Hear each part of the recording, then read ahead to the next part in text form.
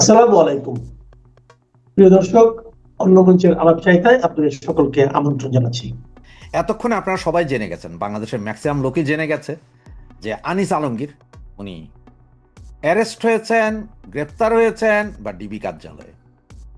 তো সবচেয়ে ইন্টারেস্টিং বিষয় কি জানেন, এই ঘটনাটার সাথে আপনি যদি একটু পেছনে ফিরে তাকান তাহলে দেখবেন যে মঞ্জুর আলম পান্না ওনারা যখন ৭১ মঞ্চে মিটিংয়ে গিয়েছিলেন, বক্তৃতা দিচ্ছিলেন না, কিছু দিচ্ছিলেন না, মব সৃষ্টি হয়েছে এবং ওনারাই পুলিশ ডেকেছেন। পুলিশ মবকারীদের ছেড়ে দিয়ে ওনাদেরকে নিয়ে গিয়ে রাতের ২টা পর্যন্ত বসিয়ে রেখেছেন। এরপরে ওনাদেরকে শীর্ষ সন্ত্রাসী ঘোষণা দিয়ে কারাগারে প্রেরণ করেছেন। আর ঠিক আজকে আনিস আলমগীরের ঘটনাটা, আনিস আলমগীরকে জিম থেকে ডিবি প্রধান কথা বলবেন বলে ওনাকে নিয়ে গিয়েছেন এবং নিয়ে যাওয়ার পরে এখন পর্যন্ত উনি ডিবি কার্যালয়ে আছেন, কারোর সাথে দেখা নেই। ডিবি প্রধান এখন এত ব্যস্ত যে উনি এখনো ফিরেনি। হয়তো রাতের ৩টার সময় জানতে পারবো যে ওনাকেও শীর্ষ সন্ত্রাসী ঘোষণা দিয়ে কারাগারে প্রেরণ করবেন। তবে হেডলাইন এবং আপনার ব্যানারে যা দেখছেন যে আনিস আলমগীর, তারপরে কে, আপনাদেরকে আরও 4টা নাম আমি প্রকাশ করে দিচ্ছি। এরাও হয়তো অ্যারেস্ট হবেন, হয়তো বলছি, তবে এর মধ্যে একজন বা দুইজন যে অ্যারেস্ট হয়ে যাবেন এটা গ্যারেন্টি দিচ্ছি। তো তার মধ্যে প্রথম নাম যেটা আসে সেটা হচ্ছে আমতারেক, আমজনতা পার্টির আমতারেক। দ্বিতীয় জন মাসুদ কামাল, তৃতীয় জন মহিবুল আজিজ এবং চতুর্থ আরেকটা নাম বলতে পারি, সেটা হচ্ছে যে আপনার আব্দুল নূর তুষার। যদিও তুষারের অ্যারেস্ট হওয়া বা গ্রেপ্তার হওয়াটা হয়তো কাকতালীয় হতে পারে, যদি সরকার মনে করে যে অ্যারেস্ট করতে হবে যাতে এই যে যারা অ্যারেস্ট হইলেন এখন, এই যে আনিস আলমগীর সহ বাকি যাদের নাম বললাম, তারা অ্যারেস্ট হলে একেও একটু নেওয়া যায়, সেই হিসাবে হয়তো নিতে পারেন। না হলে নেওয়ার কোনো কারণ নেই, কারণ উনি তো আবার হাদির জন্য প্রচুর কান্নাকাটি করেছেন, হয়তো ওইভাবে মুক্তিও পেতে পারেন। তবে যেই 3জনের নাম বলেছি আপনার গ্যারেন্টি নিতে পারেন যে এরা অ্যারেস্ট হয়ে যাবে। আনিস আলমগীরের পরপরই আপনার মাসুদ কামাল যাবে, আমতারেক যাবে এবং মহিবুল আজিজ যাবে। এরা কেন যাবে? আনিস আলমগীর কেন গেলেন? আনিস আলমগীর সাহেব এই যে স্বাধীনতার মাস ১৬ই ডিসেম্বর, গত নভেম্বর থেকে উনি এই যে মুক্তিযোদ্ধা বিরোধী শক্তির সাথে ব্যাপক তর্কাতর্কিতে লিপ্ত হন, বিভিন্ন টক শোতে, টক শো যুক্তি তর্কের মাধ্যমে। যেমন যখন বঙ্গবন্ধুকে নিয়ে কথা বলা হয় যে ২৫শে মার্চ কালো রাত্রিতে বঙ্গবন্ধু আত্মসমর্পণ করেছিলেন, ওনাকে ধরা হয়নি, স্বাধীনতার ঘোষণা দিয়ে দিয়েছিলেন, এগুলোর যৌক্তিক প্রমাণ দিয়েছিলেন আনিস আলমগীর।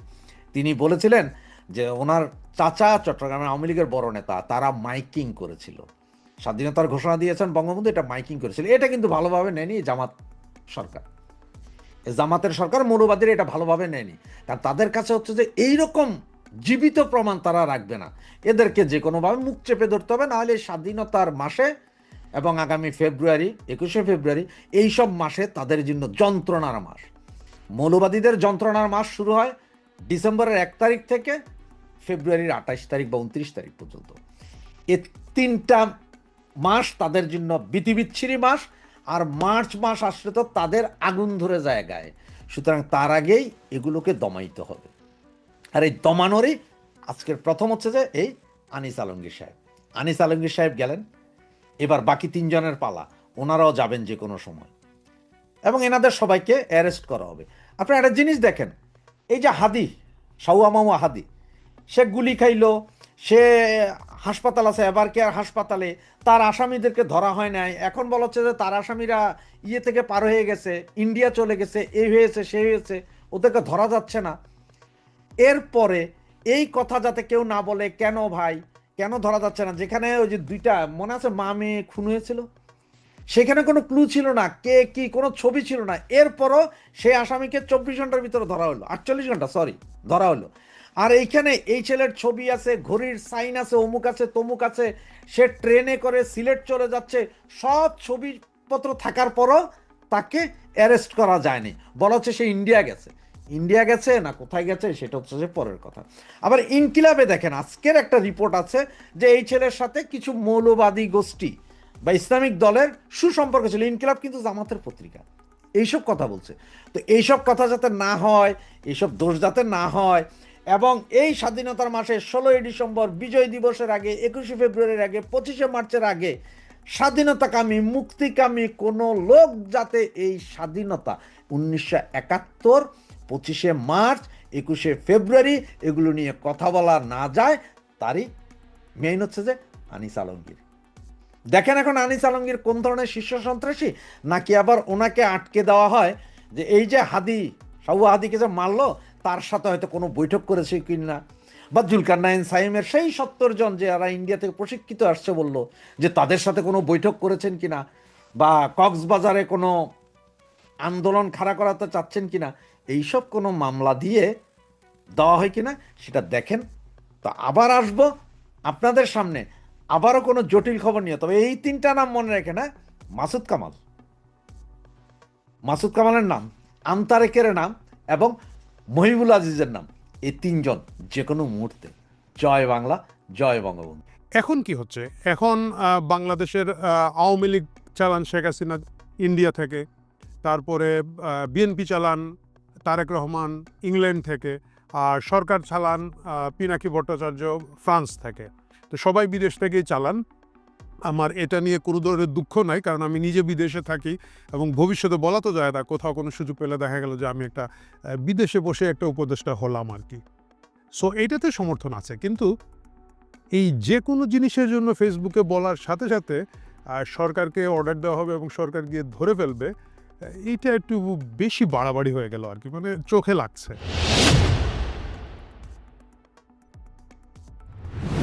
মহান শহীদ বুদ্ধিজীবী দিবস পালন করার জন্য এই রাজাকার সরকার বুদ্ধিজীবীদেরকে না মারে নাই, আপনারা আটকে উঠবেন না, বাট জেলে নিয়েছে। শহীদ বুদ্ধিজীবী পালন উপলক্ষে বুদ্ধিজীবী আনিস আলমগীরকে গ্রেফতার করা হয়েছে। তিনিও সেই আমাদের শহীদ বুদ্ধিজীবীদের মতোই একটা বিশ্ববিদ্যালয়ের শিক্ষক এবং সাবেক সাংবাদিক। সুতরাং আনিস আলমগীর হচ্ছেন একটা প্যাকেজ, যাকে একজনকে হেনস্থা করলেই একই সাথে সাংবাদিক এবং শিক্ষক মানে বুদ্ধিজীবীর 2টা শ্রেণীকে কভার করে ফেলা যায়। এই বুদ্ধির জন্য শুরুতেই আমি ডক্টর মোহাম্মদ ইউনূস এবং তার সরকারকে অভিনন্দন জানাচ্ছি এইরকম মানে যে প্যাকেজ খুঁজে বের করার জন্য। তো আনিস আলমগীর যখন গ্রেফতার হলেন, আমি খবর পেলাম যে তাকে ডিবি কার্যালয়ে নিয়ে যাওয়া হয়েছে। তখন আমি খোঁজ নেওয়ার চেষ্টা করলাম যে আনিস আলমগীরকে কেন ধরে নেওয়া হলো, মানে উনি কে, কি করেছেন, কি এমন অপরাধ। এবং তারপরে আমি একজনকে জিজ্ঞেস করলাম, সে বলল ভাই উনি ওই হাদিনাভূতিতে আঘাত করে দিয়েছেন। তো আমি প্রথম বুঝি না যে হাদিনাভূতি কি। এটা আপনি জানেন না, বাজারে এসেছে নতুন অনুভূতি। আগে ছিল ধরেন ধর্মানুভূতির জন্য লোকজনকে গ্রেফতার করা হতো, তারপরে বিগত সরকারের সময় ছিল আপনি যদি বঙ্গবন্ধুর বিরুদ্ধে কিছু বলেন, মুক্তিযুদ্ধ এবং স্বাধীনতার বিরুদ্ধে কিছু বলেন, যেটা বিশ্বের বিভিন্ন দেশেই আছে যে স্বাধীনতার তাদের কোর ভ্যালু যেটা রাষ্ট্র এবং জাতি সত্তার, তার বিরুদ্ধে কথা বললে গ্রেফতার করা হয় বা এক ধরনের শাস্তি দেওয়া হয়। সেটা ধরেন দেশানুভূতিতে আঘাত বলা যেতে পারে। আর এখন নতুন এসেছে হাদিনাভূতিতে আঘাত, মানে হচ্ছে আমাদের যে হাদি নামের একজন যিনি ছিলেন ইনকিলাব মঞ্চে, যিনি গুরুতর আহত অবস্থায় এখন হাসপাতালে চিকিৎসাধীন আছেন, তাকে মকারি করার কারণে আনিস আলমগীরকে গ্রেফতার করা হয়েছে। ঠিক আছে, একটা লোক আহত হয়েছেন, হাসপাতালে আছেন, তাকে নিয়ে কেন মকারি করা হবে? তো আমি আর একটু খোঁজ খবর নেওয়া শুরু করলাম যে কি এমন আনিস আলমগীর করলেন, মানে এটা তো আসলে খুব খারাপ কাজ হলো যে হাদি বা যে কেউ একজন লোক আহত হয়ে আছেন, তাকে আপনি মকারি করবেন কেন? তাকে আপনি পছন্দ করেন বা না করেন। তারপরে বললাম যে কিভাবে করেছেন, উনি কি গালি দিয়েছেন, উনি কি বলেছেন খুব ভালো হয়েছে, উনি কি বলেছেন, বলে না কিছুই করেন নাই, উনি ফেসবুকে নেহারি খাচ্ছিলেন। এখন আমি আবার কনফিউজড হয়ে গেলাম, মানে তাহলে কি নেহারি অনুভূতিতে আঘাত করা হয়েছে? মানে সরকার হয়তো কোথাও বলেছে যে তোমরা নেহারি খেতে পারবা না, তোমরা নেহারি খেলে বিহারিদের অপমান হয়, মানে এই সরকার যেহেতু একটু বিহারি প্রেমী সরকার, হয়তো নেহারির সাথে বিহারির মিল আছে, এই জন্য গ্রেফতার করেছে। তারপরে শুনলাম খুব উদ্ভট কথা যে না, যেদিন হাদি আহত হয় সেদিন সোশ্যাল মিডিয়ায় নেহারি খাওয়ার একটা ছবি দেওয়ার কারণে আনিস আলমগীরকে মূলত গ্রেফতার করা হয়েছে। কারণ সরকার যিনি চালান তিনি মনে করেছেন যে এটা হাদি আহত হওয়া উপলক্ষে আনিস আলমগীর এটা সেলিব্রেট করছেন। আনিস আলমগীরকে আমি দীর্ঘদিন ধরে চিনি এবং আপনারা যারা আমাকে সোশ্যাল মিডিয়ায় ফলো করেন তারা জানেন যে তার সাথে আমার কোনো ধরনের সুসম্পর্ক নাই। বরঞ্চ আমি যদি বলি যে খুব সম্ভবত আমার ফেসবুকের 20 বছরের লাইফে একজনকে আমি প্রকাশ্যে ঘোষণা দিয়ে আনফ্রেন্ড করেছিলাম, Anis Alamgir is one of them.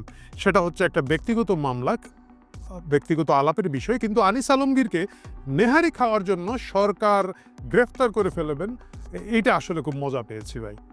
তো তারপরে এখন বাংলাদেশের কিভাবে কি চলে আপনারা জানেন যে এই ভূখণ্ডের একটা দুর্ভাগ্য বলেন সৌভাগ্য বলেন, এটা সবসময় বিদেশ থেকে চালানো হয়। এর আগে আমরা ছিলাম ব্রিটেনের মহারানীর অধীনে ছিলাম 200 বছর, এবং তখন মহারানী লন্ডনে থাকতেন, উনি তো আর গিয়ে ঢাকা শহরে বসে সরকার চালাতেন না, ওই ভূখণ্ড চালাতেন এইখান থেকে। এখন কি হচ্ছে, এখন বাংলাদেশের আওয়ামী লীগ চালান শেখ হাসিনা ইন্ডিয়া থেকে, তারপরে বিএনপি চালান তারেক রহমান ইংল্যান্ড থেকে, আর সরকার চালান পিনাকি ভট্টাচার্য ফ্রান্স থেকে। তো সবাই বিদেশ থেকেই চালান।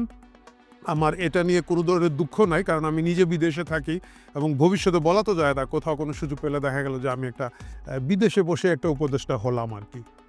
সো এইটাতে সমর্থন আছে, কিন্তু এই যে কোনো জিনিসের জন্য ফেসবুকে বলার সাথে সাথে সরকারকে অর্ডার দেওয়া হবে এবং সরকার গিয়ে ধরে ফেলবে, এইটা একটু বেশি বাড়াবাড়ি হয়ে গেল আর কি, মানে চোখে লাগছে। এইসব করার কারণে যে জিনিসটা হয়, সরকারের প্রতি যে মানুষের বীতশ্রদ্ধ ভাব, যে কোনো জিনিস যে বাড়াবাড়ি না করার জন্য বহু আগে থেকে বলা হয়েছে। ইভেন রাসূল সাল্লাল্লাহু আলাইহি সাল্লাম 1400 বছর আগে ধর্ম নিয়েই বলে গিয়েছিলেন যে তোমরা ধর্ম নিয়ে বাড়াবাড়ি করো না। সেটা যে শুধু ধর্মের বিষয়ে তা না, যে কোনো বিষয়ে যে কোনো ধরনের বাড়াবাড়ি করাটা আসলে ঠিক না। মানুষকে তার কথা বলার স্পেস দিতে হবে। আনিস আলমগীরের বিষয়টা কি হয়েছে আসলে? আনিস আলমগীরের ভাই মারা গিয়েছেন মাত্র একদিন আগে।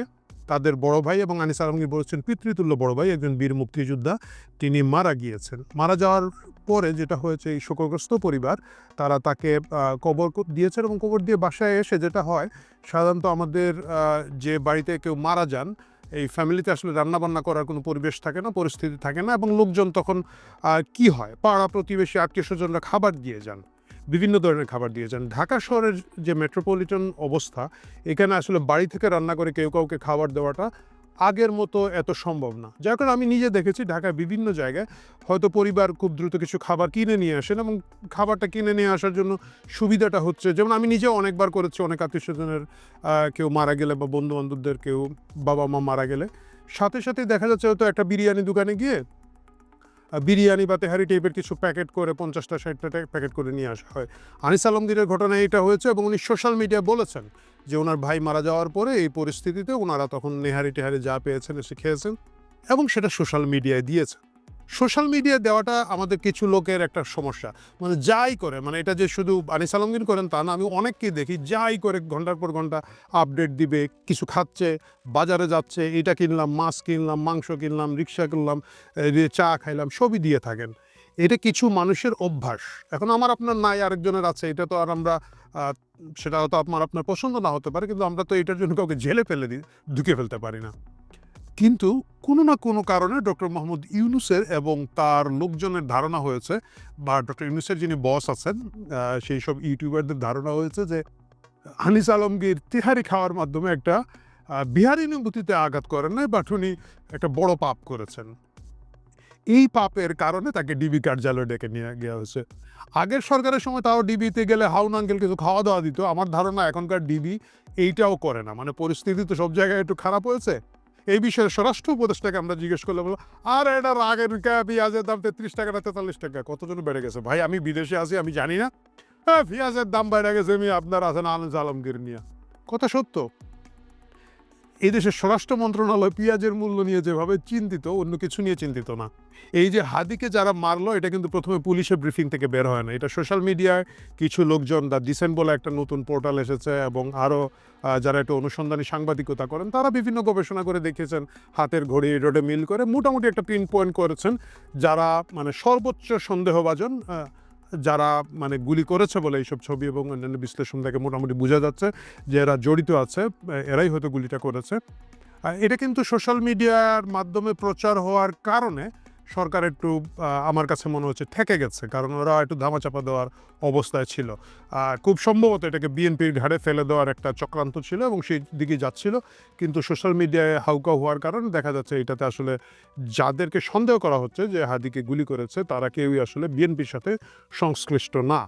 এখন অবশ্য অন্য তেনা পেঁচানো হচ্ছে যে না, এরা কোনো এক কালেও একটা ডাকাতি করতে গিয়ে ধরা গিয়েছিল, ওই জামিন করিয়ে দিয়েছিল এক উকিল, মানে হচ্ছে ওই উকিল আবার বিএনপি করে। মনে হচ্ছে যে কেউ এখন জামিন করতে হলে ও পরবর্তী 20 বছরের মধ্যে কারে গুলি করবে, কারে কুপাবে, মারবে, এইটা কেমনে কোন উকিল পরীক্ষা করবে ভাই আমি জানি না। যাই হোক, সেটা বিএনপি এবং জামাতের আভ্যন্তরীণ মামলা, তাদের লড়াই। কিন্তু সরকার পুরোপুরিভাবে হাদির আক্রমণকারীদেরকে গ্রেফতার করতে ব্যর্থ হয়েছে। তারা মোটরসাইকেল মালিককে গ্রেফতার করেছে বা আশেপাশে গ্রেফতার করেছে, হুইচ ইজ ওকে। সেটার জন্য আমি সরকারকে বলতে পারি যে তারা একটা চেষ্টা করছে, কিন্তু মূল কিলার কে ছিল, কারা ছিল, তাদের ছবি বিভিন্ন জায়গায় আসছে। অনেকে দাবি করছেন তারা ইতিমধ্যে দেশের সীমান্ত দিয়ে পার হয়ে গিয়েছে এবং সেটা 24 ঘন্টার মধ্যে পার হয়ে গেছে। এত বড় একটা আলোচিত ঘটনায় সরকার কিভাবে সীমান্ত দিয়ে লোকজন পার হয়ে গেল, যদি গিয়ে থাকে বা দেশের ভিতরে থাকলে আজকে তথ্য প্রযুক্তির যুগে কেন তাদেরকে গ্রেফতার করা হয় নাই, এই জবাব না দেওয়ার জন্য, এইটা ধামাচাপা দেওয়ার জন্য কোথা থেকে এসে আনিস আলমগীরকে গ্রেফতার করা হয়েছে।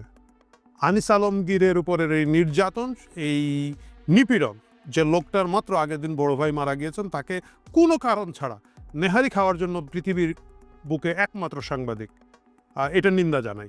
আনিস আলমগীরের একটা ঘটনা আছে, উনি ইরাকে যখন যুদ্ধ হয় সাদ্দাম হোসেনের সময়, সাদ্দাম হোসেনকে উচ্ছেদ করার জন্য যে যুদ্ধ হয়, তখন বাংলাদেশের একমাত্র সাংবাদিক ছিলেন যিনি ইরাক যুদ্ধটা অনফিল্ড কাভার করেছিলেন, ইরাকে বাগদাদে বসে কাভার করেছিলেন। আনিস আলমগীরের ভাগ্যে এখন সেই তকমার বাইরে নতুন তকমা আসলো, বিশ্বের একমাত্র সাংবাদিক যিনি নেহারি খাওয়ার জন্য গ্রেফতার হয়েছেন।